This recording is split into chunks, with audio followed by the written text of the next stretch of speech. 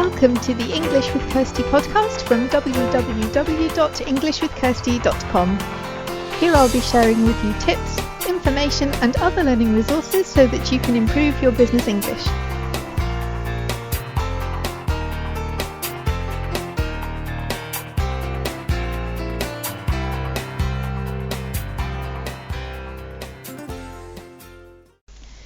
Hi everyone, and welcome to episode 43 of the English with Kirsty podcast. And just before I get into the main topic for today, I've got two notices, two bits of information that I want to give you. Firstly, I was a guest on another podcast. You may have heard of it. It's the Happy Life Move podcast.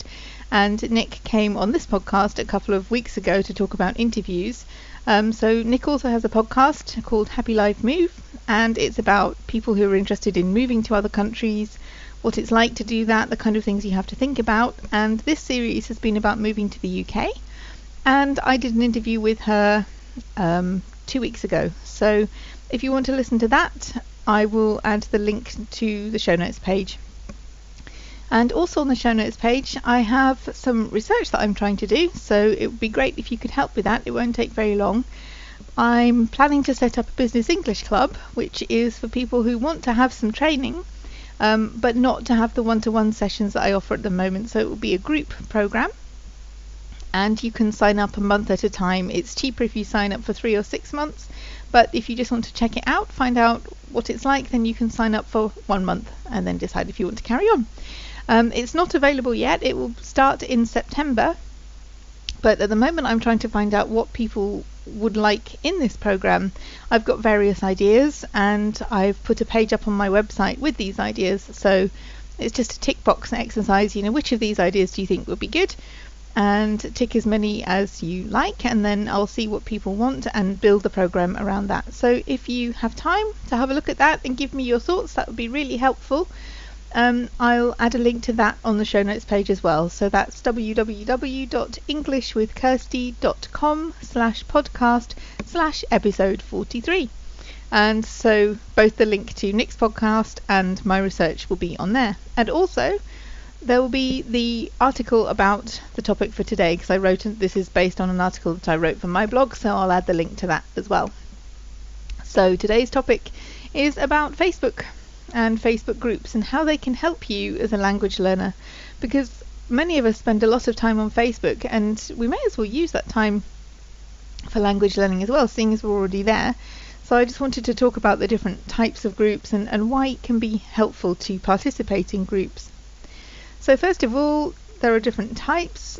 Mine, for example, is a closed group, so only the people that are in the group can see what other people have written. And for language groups, that can be quite good, because it means that not everybody on Facebook sees what you've written, and it doesn't appear on your timelines that your friends don't see. It's closed. Some are open, so everyone can see everything. Some are invitation only, so nobody knows what you're writing. Nobody knows that you're there. You have to know about the group to get in.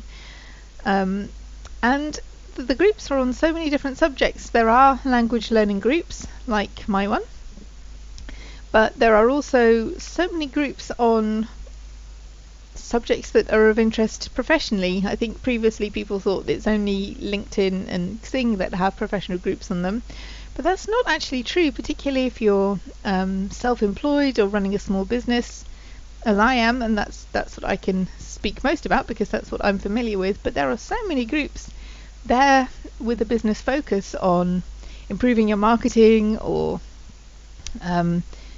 questions that come up for small business owners, that kind of thing. So whatever industry you're in, then there are possibly groups about that on Facebook too, and possibly in English as well. So it will be a chance for you to talk about subjects that are relevant to you professionally, and to do that in English too. And if you're interested, or if you want to find out more, then you're more likely to engage with the content. And also it can be hobbies too. I often use this example, but I was on a dog forum for a long time, and that wasn't on Facebook because it was before I had a Facebook account, but I was the only English person there, and that didn't matter because we were there to talk about the dogs, and that was fine. So it doesn't have to be a professional group if you don't want to practice whilst talking about professional issues. You can have a look and think about some of your hobbies and see if there's an English group about one of your hobbies. So that's another way. So find people with similar interests, because you're more likely to want to talk to them.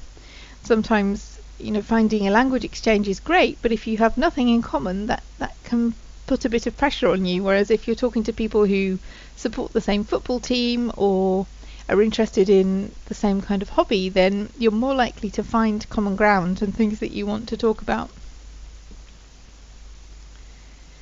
And there are also some groups that are not specifically set up by teachers, but they're there for people to help each other. So there are some bilingual Facebook groups that don't just focus on one language. They have two languages, and their people are learning both of the languages, and those that speak the languages can help the learners. So they're like bilingual groups where it's more collaborative than a teacher teaching you information. So how can Facebook groups help you? Well, there are plenty of Facebook pages, but it's getting harder and harder for people with Facebook pages to get their content seen, whereas in a group it's easier to reach people and to have that information show up, and that also means that you're more likely to see it. And rather than there just being one person talking to you, as there often is on a Facebook page, it's more of a community. So anyone can post, as long as the moderator is okay with what they've written, and anyone can post and ask questions and share tips or information or start a discussion. So it's more of a community than just one person posting. People can answer your questions. So if you're learning on your own and you have a question, rather than spending ages trying to Google it or to find it in your big thick grammar book, if you're involved in a community about learning English, then people will be able to answer your questions. As long as they're there, they can answer the questions, so you can get a quicker answer to your questions.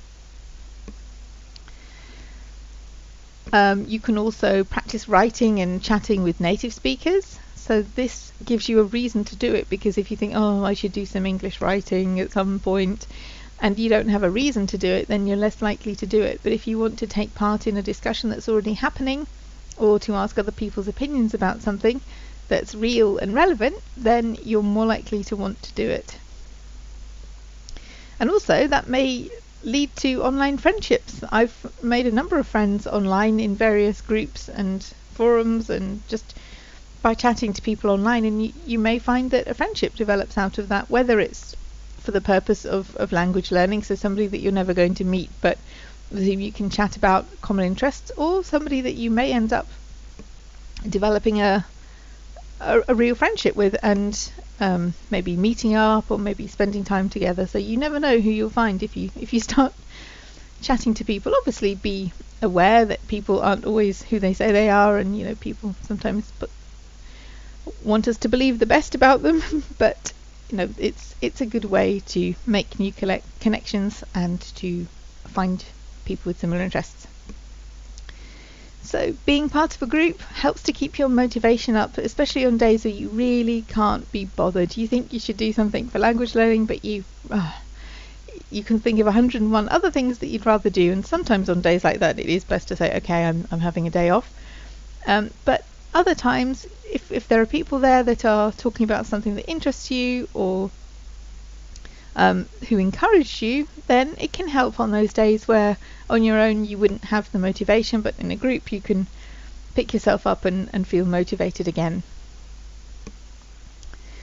You may think you don't have time to set aside 30 minutes every day to work on your English, but if the group's posts are popping up in your feed and you're already looking at Facebook, then you may find that you have more time because you want to answer, because you've seen it, you don't want to forget, and you may find that you can build more English into your day by doing that. If you're in a group with other learners, they may know of good resources that you don't know about yet, so maybe good websites or YouTube channels or podcasts, so things that you haven't heard of that they're using. You can share knowledge and information and help each other that way. If you're in a group about a particular hobby or interest, then you're more likely to pick up vocabulary about that interest in the group, because that's what people will be talking about, and some of that vocabulary may be too specific for more general forums or books about English. So it's a way to pick up some specialist vocabulary from people who share an interest with you. And the last thing is you'll probably find that the more you interact, the more confident you become, which is always a good thing. So because you don't really think that you're learning. If you're doing something you enjoy, it doesn't feel like a chore, it doesn't feel like learning, so you're more likely to grow in confidence and to feel good about that. And it's one of those things, the more you do it, the easier it becomes, because you don't agonize so much. I remember my first German posts, I'd spend way too long reading them, rereading them, thinking about them, but then the more you do it, you think, I haven't got time for this, I need to send it off, and I want to find out what other people think. And you become more comfortable the more you do it, because it isn't such a scary process, because it's something you're doing on a more regular basis.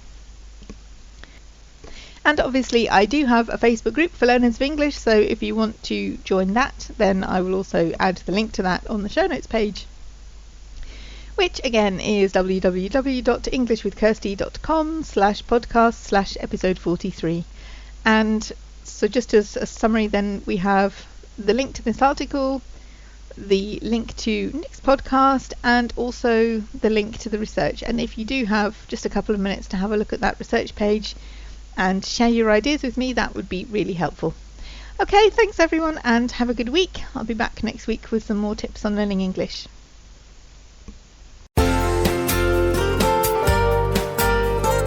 I hope you enjoyed this episode of the English with Kirsty podcast. If you have any questions or comments, my email address is kirsty@englishwithkirsty.com, or you can go to www.englishwithkirsty.com/podcast, where you'll find information about the individual episodes.